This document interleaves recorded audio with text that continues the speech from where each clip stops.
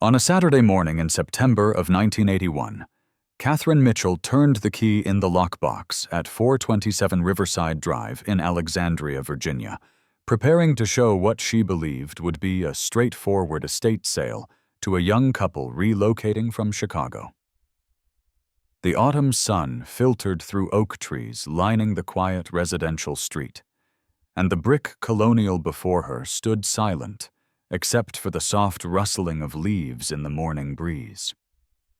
Catherine had been selling homes in the Washington suburbs for 13 years, navigating the peculiar ecosystem of diplomatic residences, government housing, and properties whose owners sometimes disappeared without explanation into classified assignments overseas. She expected this Tuesday would unfold exactly like the hundreds of Tuesdays before it. She was about to discover that some houses hold secrets that transcend property boundaries, that the Cold War she had only read about in newspapers was being fought in the very homes she sold, and that her encyclopedic knowledge of residential architecture would accidentally expose an espionage operation that had operated undetected for more than 5 years. But before we dive into this story, make sure to leave a like and subscribe to the channel so we can bring you the most gripping Cold War and espionage stories every day. And tell me in the comments where you're watching from. It really helps support us. Catherine Mitchell was 38 years old that September morning, a compact woman with dark hair cut in a practical bob and hands that bore the permanent calluses of someone who had spent thousands of hours unlocking doors, pointing out crown molding, and gesturing toward features that transformed houses into homes. She had entered real estate in 1968, shortly after her husband, David, accepted a position with the Department of Agriculture, moving their family from rural Pennsylvania to the chaotic sprawl of metropolitan Washington.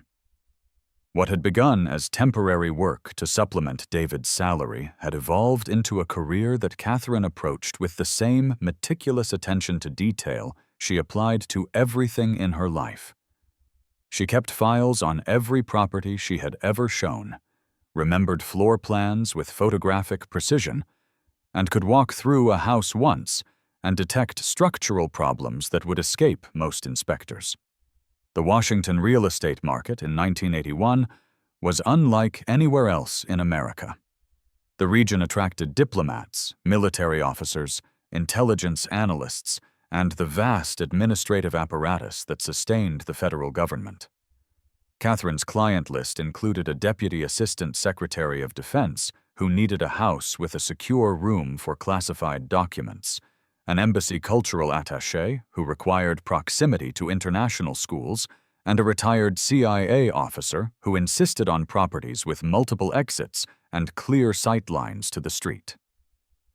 She had learned to ask few questions about her client's work, to maintain absolute discretion about who lived where, and to recognize that Washington real estate existed at the intersection of ordinary domestic life and extraordinary geopolitical tensions. The house at 427 Riverside Drive had come on the market 3 weeks earlier, listed by the estate of Dr. Peter Christensen, who had died suddenly of a heart attack in July at the age of 59. Christensen had been a professor of Slavic literature at Georgetown University, a quiet academic who had purchased the house in 1975 and lived there alone following his divorce in 1978. The estate was being managed by his daughter, who lived in Seattle and had never visited her father's Virginia residence.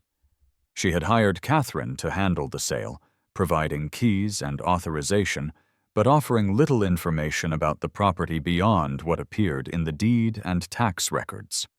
The asking price was $187,000, competitive for the neighborhood, and Catherine had already scheduled 6 showings in the first 2 weeks, though none had resulted in offers. Catherine had first walked through the house 10 days earlier to prepare her listing materials. It was a standard 4-bedroom colonial built in 1962, with hardwood floors, a galley kitchen, a finished basement, and a small backyard bordered by a privacy fence. The furniture remained, covered in dust and the particular stillness that fills houses after their occupants die. Books lined every wall, volumes in Russian and Czech and Polish, with occasional English translations wedged between foreign language editions. The overall impression was of an academic's sanctuary, cluttered but organized, filled with the accumulated materials of a scholar who lived inside his work. But Catherine had noticed details that troubled her in ways she could not initially articulate. The basement, which should have been a simple rec room or storage space, had been partitioned with soundproofing material, the kind used in recording studios or practice spaces where noise control mattered. The walls were covered in acoustic tiles, and the door was unusually thick, with weather stripping that created an airtight seal. Dr. Christensen had apparently told neighbors he used the space for language tutoring sessions, though Catherine found no evidence of tutoring materials or student records among the papers scattered throughout the house. More peculiar was the house's unusual density of telephone jacks. Most homes in 1981 had perhaps 2 or 3 locations where phones could be connected. This house had 11 jacks distributed throughout the property, including 2 in the basement sound room, 1 in a small closet beneath the stairs, and another in the attic crawlspace. Catherine had sold dozens of houses to academics and had never encountered such extensive telecommunications infrastructure in a private residence. She had filed this observation away without much thought, attributing it to an eccentric professor's need to remain accessible to international colleagues at odd hours.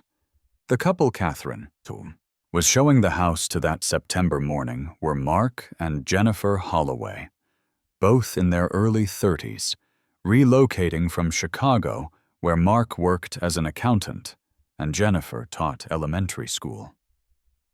They arrived at 9 o'clock sharp in a rented sedan, dressed in weekend casual clothes, carrying a notebook where Jennifer had written questions about property taxes and school districts. They seemed utterly ordinary, exactly the kind of first-time buyers who formed the backbone of Catherine's business.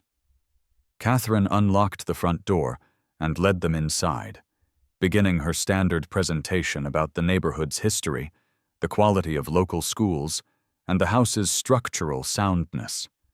She pointed out the recently replaced water heater, the solid oak banisters, the generous closet space. Mark and Jennifer moved through the rooms with appropriate interest, Jennifer taking notes while Mark tapped walls and inspected window frames with the careful attention of someone making the largest financial decision of their lives. When they reached the basement, Catherine flipped on the lights and gestured toward the soundproofed room.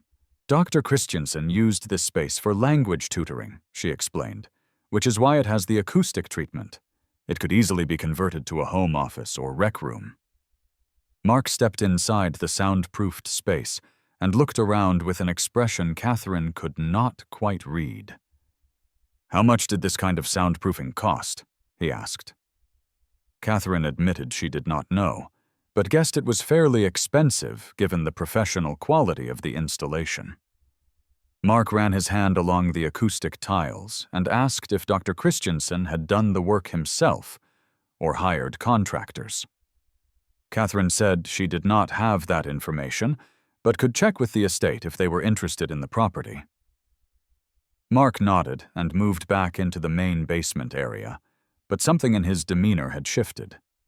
He had been casual and relaxed during the upstairs tour.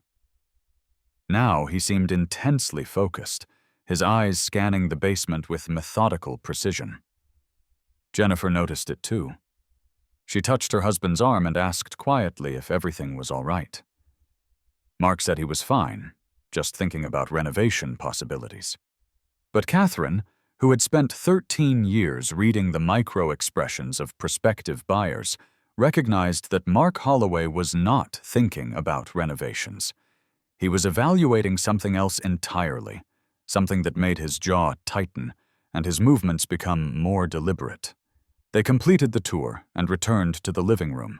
Mark asked several technical questions about the house's electrical system, about when the wiring had been updated, about the capacity of the main panel. Catherine answered as best she could, referencing the inspection report she had commissioned. Then Mark asked a question that made Catherine pause.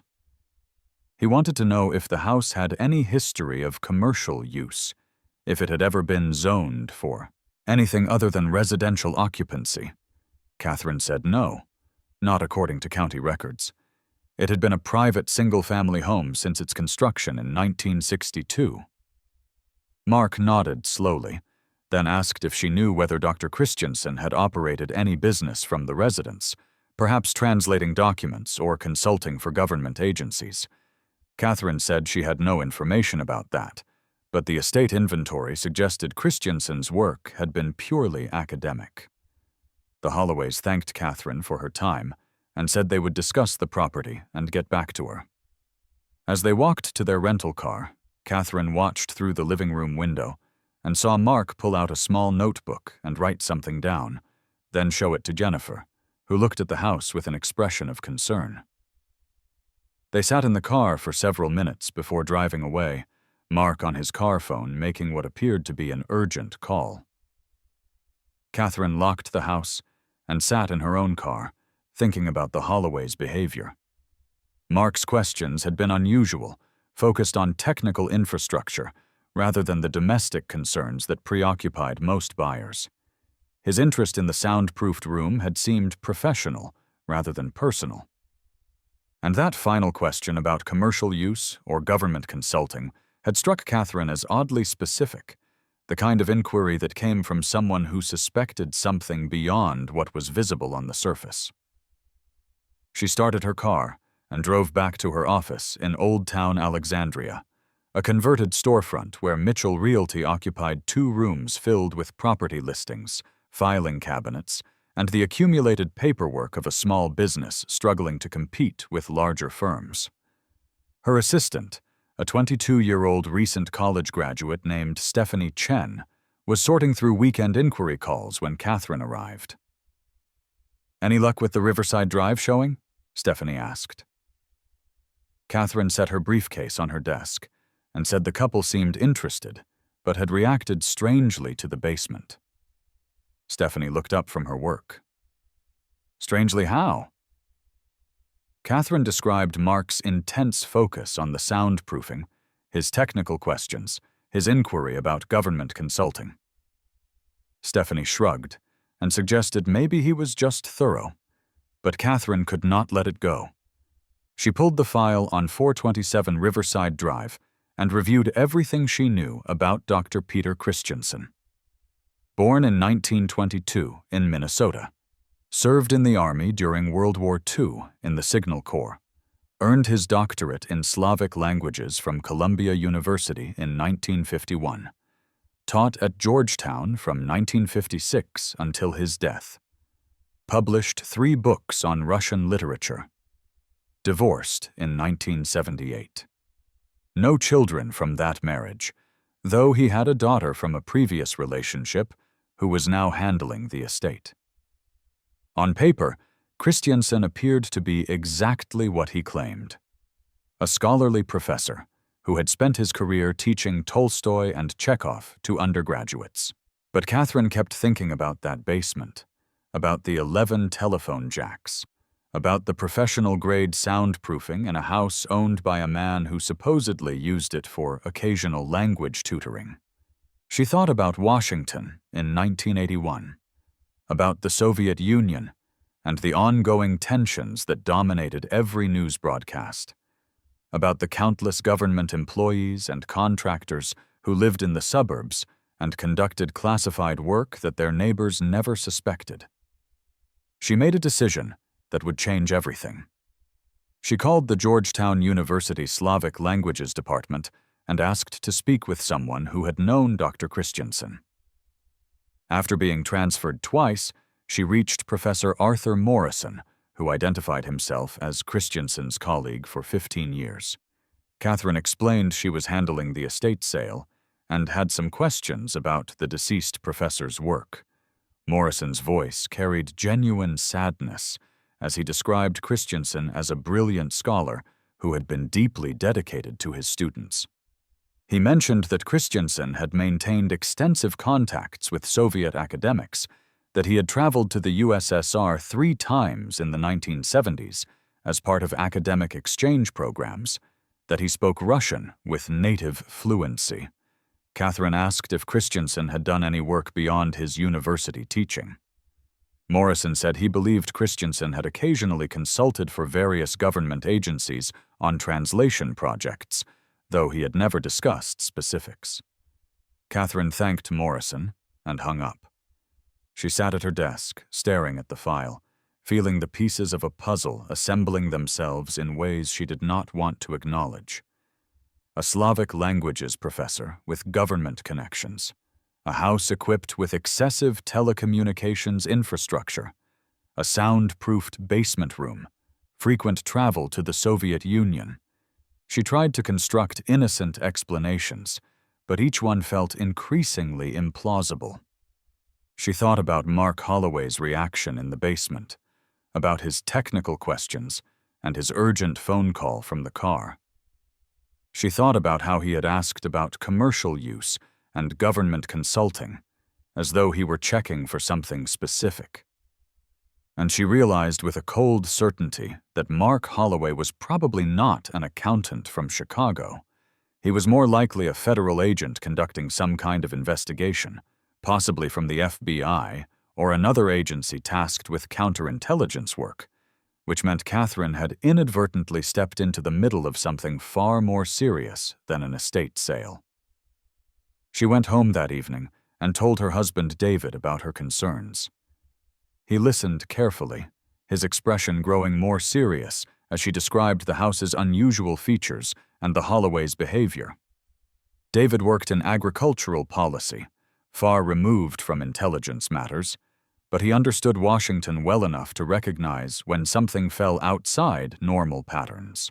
"Catherine," he said slowly, "if you're right about this, if that house was being used for something connected to espionage or intelligence work, then you need to report it to the proper authorities.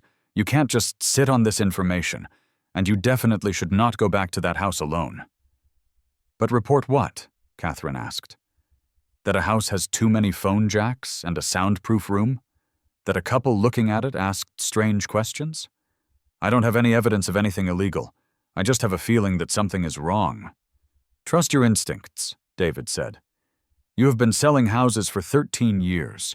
If something feels off about this property, there is probably a reason for it.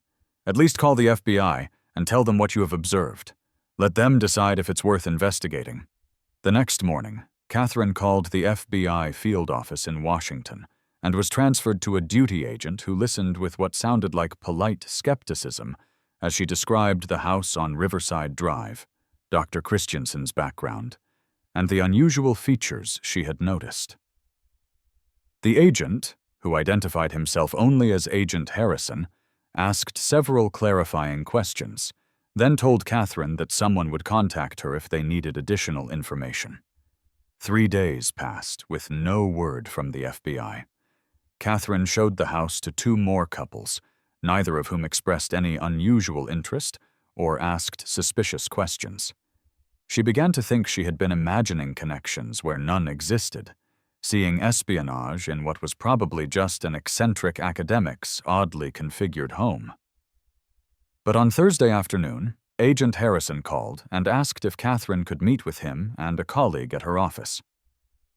They arrived an hour later, 2 men in conservative suits carrying leather briefcases. Agent Harrison was in his early 40s with thinning hair and the careful manner of someone who had interviewed countless witnesses. His colleague, Special Agent Donald Pierce, was younger, perhaps 30, with sharp eyes that seemed to catalog every detail of Catherine's office. They sat across from her desk and asked her to walk through everything she had observed about 427 Riverside Drive. Catherine repeated what she had told Harrison on the phone, adding details she had remembered since their conversation. The agents took extensive notes, occasionally asking her to clarify specific points. When she mentioned Mark Holloway's reaction in the basement, Pierce leaned forward and asked her to describe Holloway's behavior in detail. Catherine recounted his questions about the soundproofing, the electrical system, the commercial use inquiry. Pierce and Harrison exchanged meaningful glances. "Mrs. Mitchell," Pierce said, "the couple you showed that house to were not prospective buyers. They were FBI agents conducting preliminary reconnaissance on a property that has been flagged as part of an ongoing counterintelligence investigation. Your phone call last Monday alerted us to features of that house that we had not previously documented, and your observations have proven extremely valuable." Catherine felt her stomach drop. "So I was right? About the house being used for something illegal?" Harrison nodded. "Dr. Peter Christensen was under investigation at the time of his death for possible espionage activities. We believe he may have been providing classified information to Soviet intelligence, possibly for years. The soundproofed room you noticed was likely used for communication with handlers, and the extensive phone infrastructure may have supported encrypted communications or signal transmission. We have been trying to obtain a warrant to search the property, but the legal circumstances surrounding estate sales have complicated that process. Your role as the listing agent gives us a potential avenue we did not have before," Pierce continued. "We need to conduct a thorough search of that house before it is sold and potentially renovated or cleared out. Would you be willing to allow FBI technical specialists to accompany you to the property under the pretext of a pre-sale inspection? We would make this appear completely routine, and you would be compensated for your cooperation." Catherine's first instinct was to refuse. She was a real estate agent, not an investigator.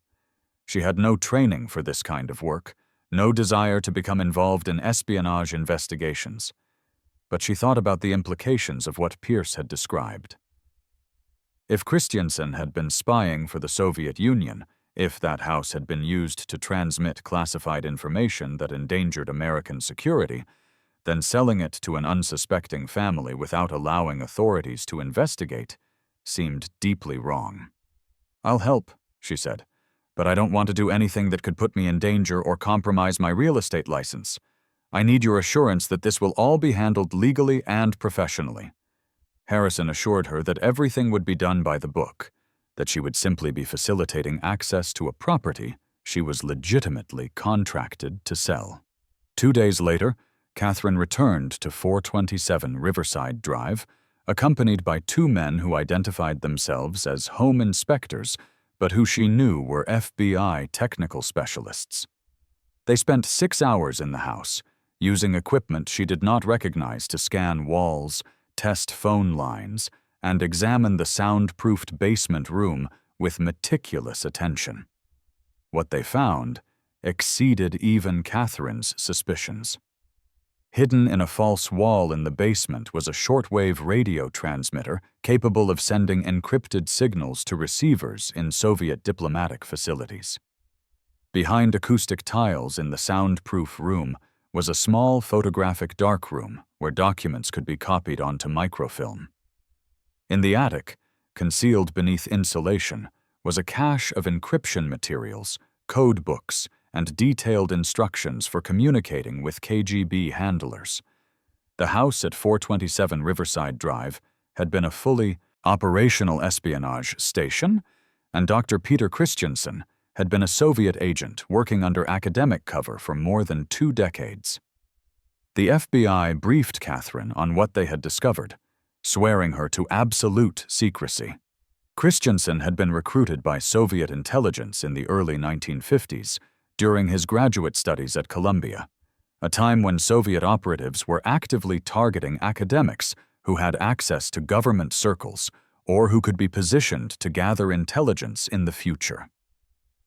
His professorship at Georgetown had given him contact with State Department personnel, defense contractors, and military officers who took his courses or attended his public lectures on Soviet culture. Over the years, He had developed relationships with people who had access to classified information, cultivating them slowly, never pushing too hard, always maintaining his cover as a harmless scholar. The soundproofed basement room had served multiple purposes.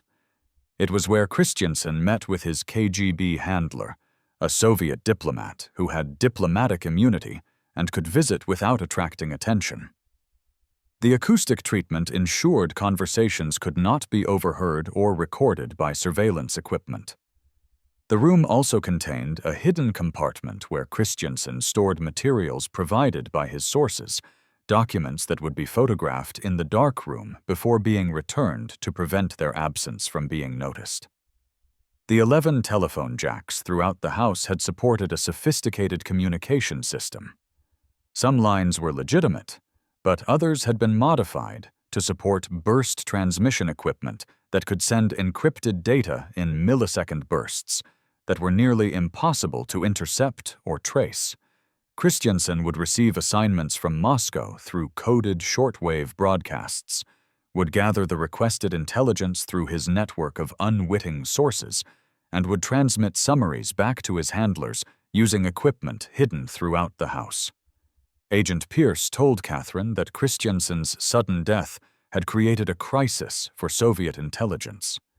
They had lost a valuable asset who could not be easily replaced, and they were deeply concerned about what might be discovered during the estate settlement process. The FBI believed that Soviet operatives had attempted to access the house after Christensen's death, but had been deterred by the presence of neighbors and the legal complications of entering a property in probate. They had been waiting for the house to be sold and cleared, hoping that new owners would simply renovate without discovering the hidden equipment. Catherine's observations and her phone call to the FBI had prevented that outcome. The espionage materials had been recovered, the communication equipment had been catalogued as evidence, and the Bureau now had a detailed record of Christensen's methods that would help them identify other possible Soviet operatives using similar techniques. Pierce said that Catherine's contribution to national security could not be overstated, though it would have to remain classified to protect the investigation and to avoid alerting Soviet intelligence that their operation had been fully compromised. The house was eventually sold to a family from Maryland after the FBI had carefully removed all espionage equipment and restored the basement to its original configuration. Catherine handled the sale, never mentioning to the buyers why the property had taken so long to close or why certain repairs had been necessary. She watched as they moved in with their children, setting up bedrooms and hanging pictures, completely unaware that they were living in a space that had been the site of a decades-long betrayal. Catherine continued working in real estate, but she approached properties differently after the Christensen case. She paid closer attention to unusual features, to infrastructure that seemed disproportionate to a house's stated purpose, to clients whose questions revealed knowledge that should have been beyond their expertise.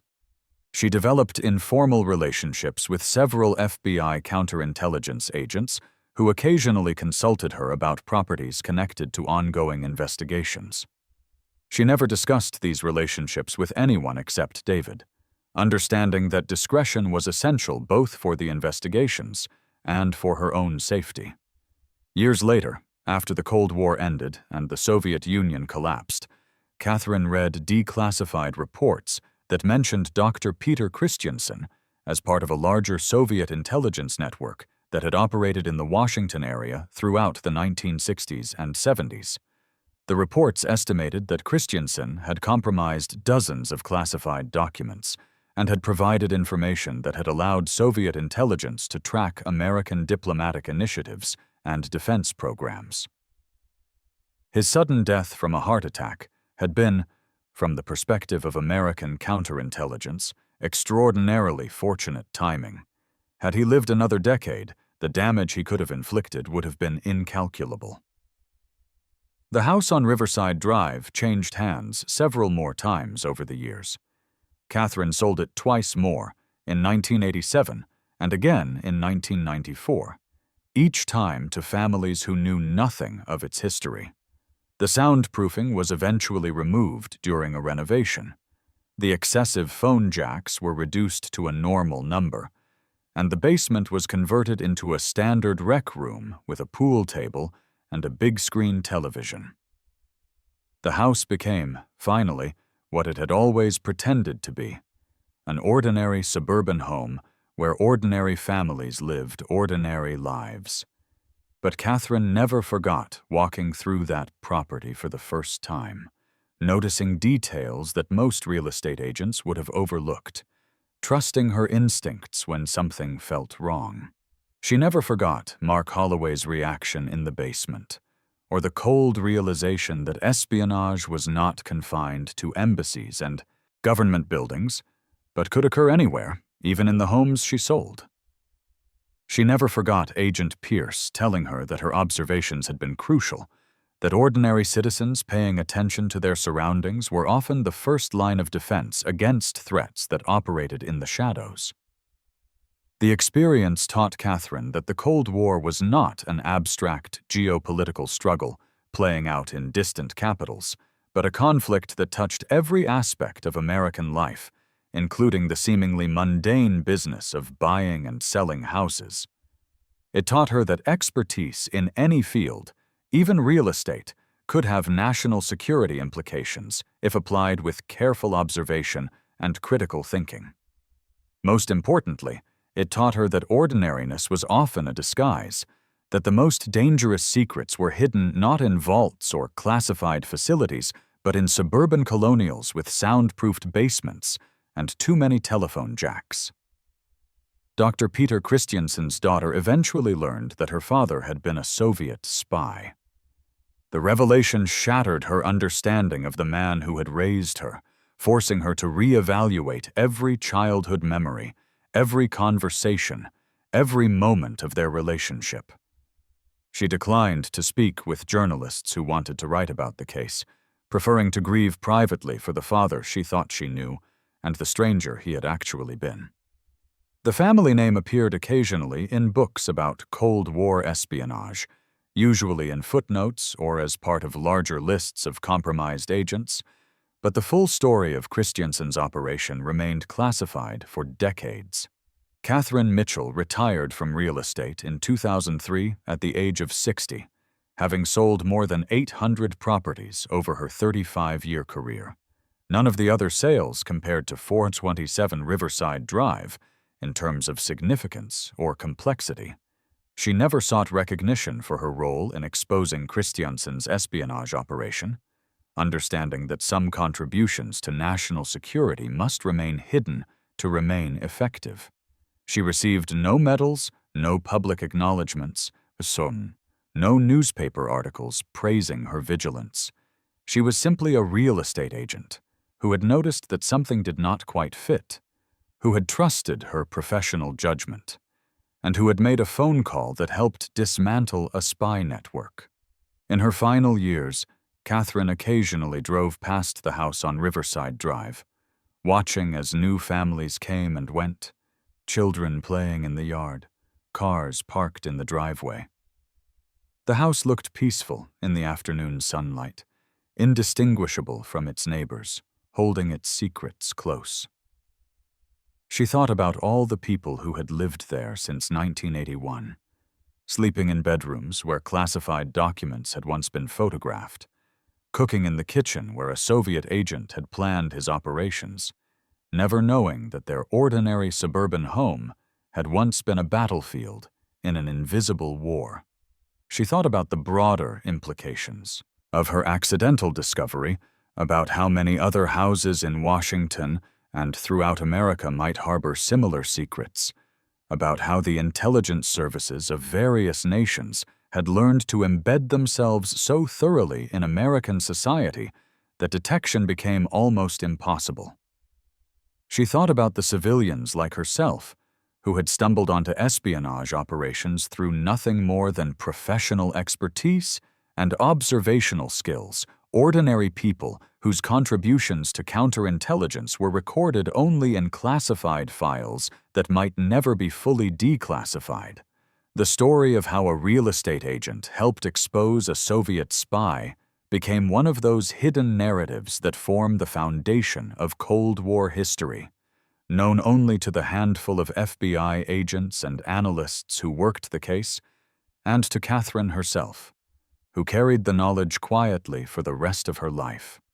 It was a reminder that the most significant moments in history often occur without fanfare, without public recognition, executed by people doing their jobs with competence and care, noticing details that others miss, and having the courage to act when their observations demand action. And that concludes our story. If you made it this far, please share your thoughts in the comments. Don't forget to subscribe for more incredible stories and check out the video on screen. I'm sure you'll enjoy it. See you next time.